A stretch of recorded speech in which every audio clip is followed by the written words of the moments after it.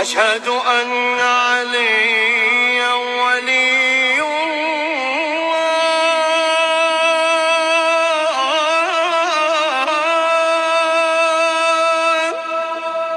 اب آ گیا ایاک نستعین.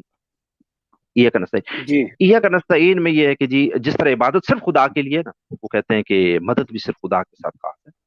ہم کہتے ہیں کہ پھر سوچ لیں، ہم کہتے ہیں کہ پھر سوچ لیں، اس جملے کو دوبارہ سوچیں پھر دوبارہ بتائیں، تاکہ کوئی غلطی نہ ہو جائے نا کہ بعد میں آپ کہیں سبقت لسانی ہوئی تو وہ جملہ بدلتے ہیں. وہ کہتے ہیں نہیں، وہ مسئلہ یہ ہے کہ زندہ سے تو آپ مدد مانگ سکتے ہیں.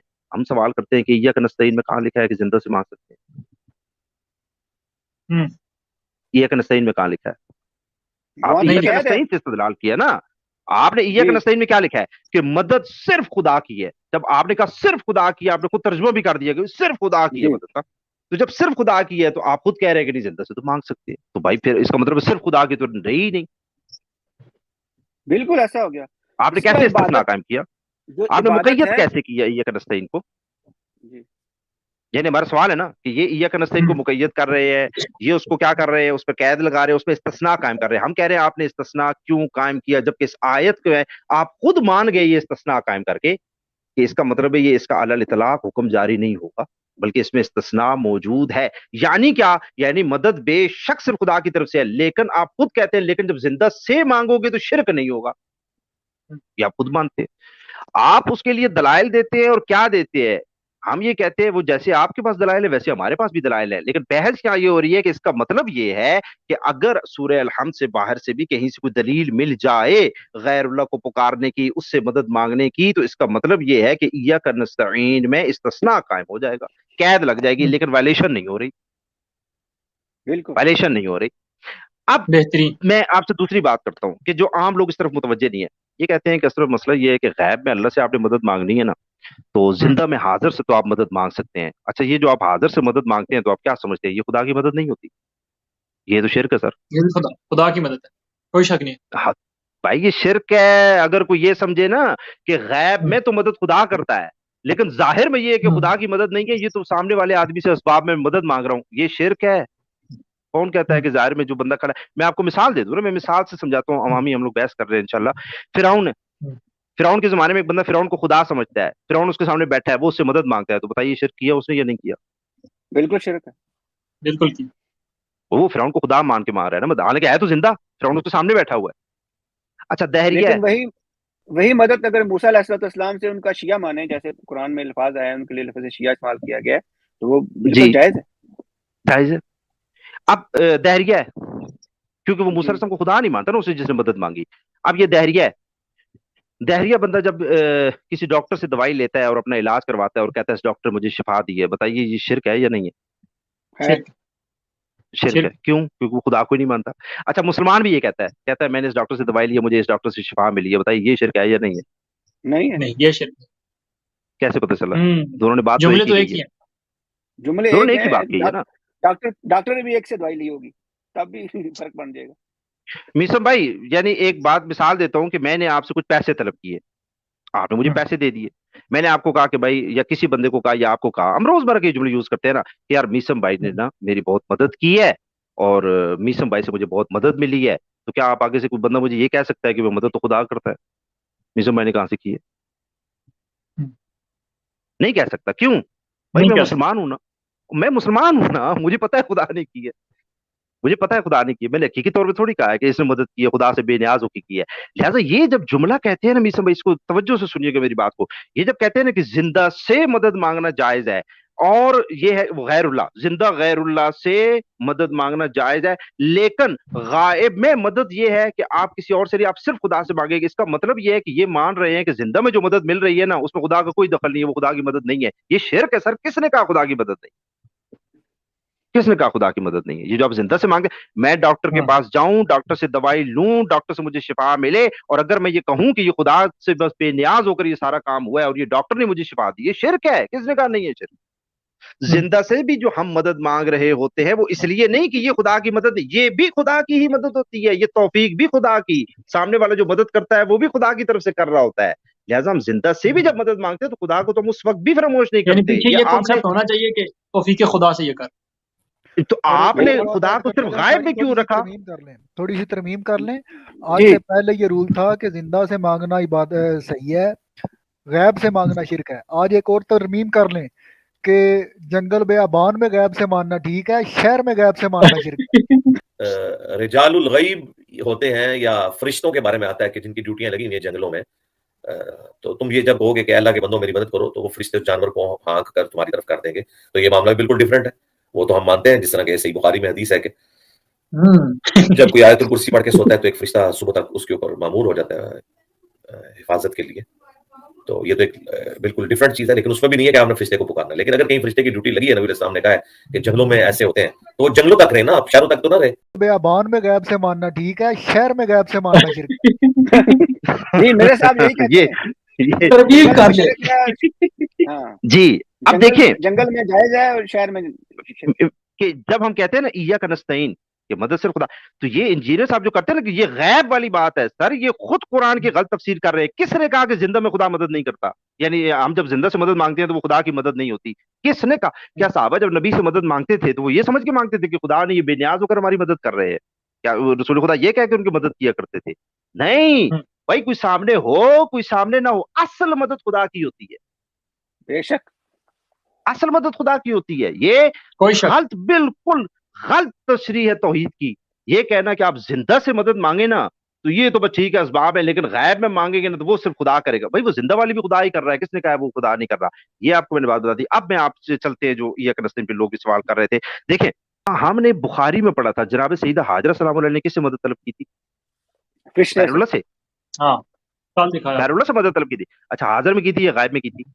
غائب میں. غائب میں طلب کی تھی. غیب میں کی. کیا طلب کیا تھا؟ پانی. پانی وہاں تھا بھی نہیں، فوق الاسباب تھا یا تحت الاسباب تھا؟ فوق الاسباب مدد طلب کی تھی. جی فوکل اس بات ہے. اچھا انجینئر صاحب کہتے ہیں یہ ایاک نستعین کی وائلیشن ہے، تو یہ جناب سیدہ حاجرہ سلام اللہ علیہ نے وائلیشن کی ہے ایاک نستعین کی. نعوذ تو باللہ. جی کہتے ہیں نا کہ جو 24 کیرٹ سونا ہے وہ ابن عبد الوہاب کی کتاب، اس میں تو آدم علیہ السلام کو اس نے شرک کا مرتکب قرار دیا ہوا ہے. پھر تو وہ کہہ سکتے ہیں، پھر تو کہہ جب آدم ہاں علیہ السلام جب کو انہوں نے نبی مشرک علیہ جب پھر تو کہہ سکتے، پھر تو جب آدم مرضی ہے علیہ ان کی. السلام جو ہیں وہ ان کو شرک کا مرتکب قرار دے سکتے ہیں، تو نبی کی بیوی کو چھوڑ دیں گے.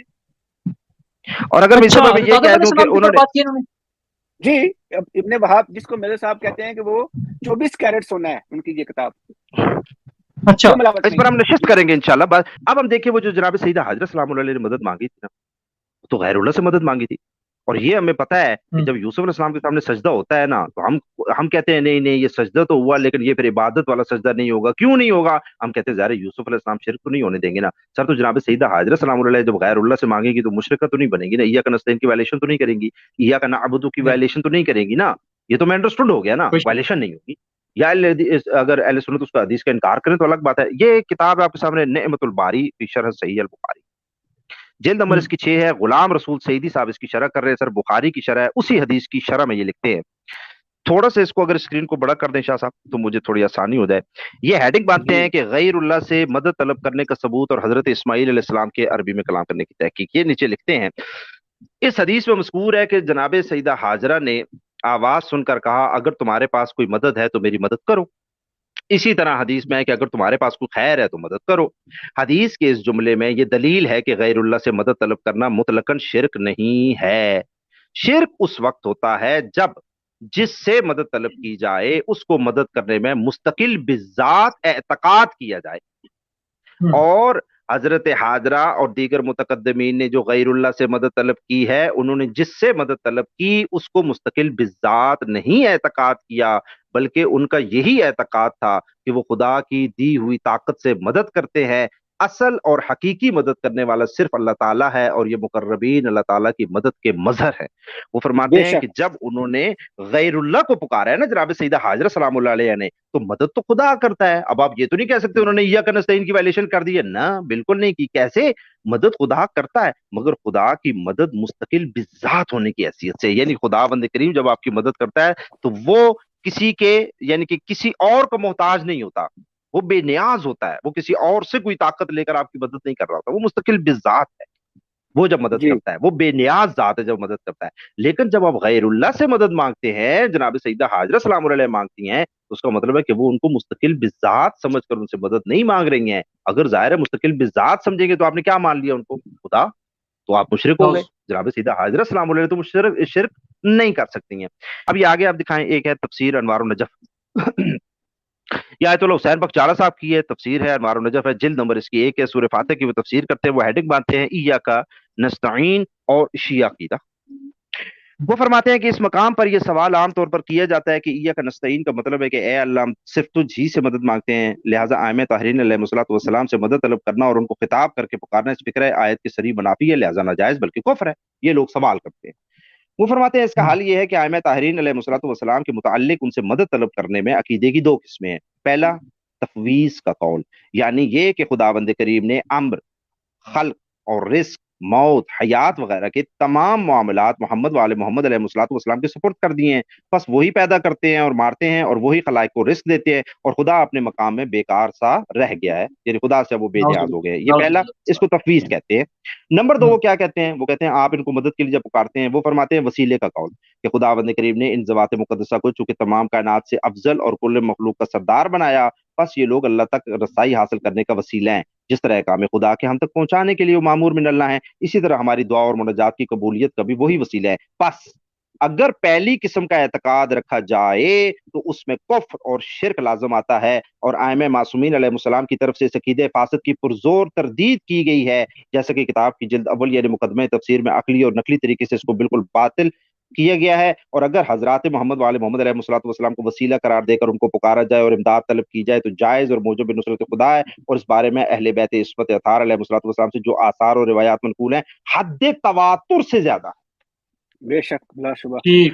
मीसम भाई वो फरमा रहे हैं कि जब आप गैरुल्लाह से ये मांगते हैं ना, मैंने आपको बताया कि हमने अहले सुन्नत में देखा कौन कर रहा है जी, जनाब सईदा हाजिर सलामुल्लाह अलैह, और कौन जी, जनाब नबी खातम हुक्म दे रहे हैं, और कौन जी, उनके उलमा में कौन लोग आते हैं जी, इमाम अहमद बिन हंबल कर रहे हैं जी, इमाम नबवी कर रहे हैं जी, उनके शयूख कर रहे हैं जी, इमाम तबरानी कर रहे हैं जी, इमाम बहकी कह रहे हैं कि हमारे शयूख कर रहे हैं जी सारे काम। तो ये जो सारे काम कर रहे हैं वो इय्याका नस्तईन की वायलेशन नहीं हो रही है, हालांकि वो गैरुल्लाह को पुकार रहे हैं।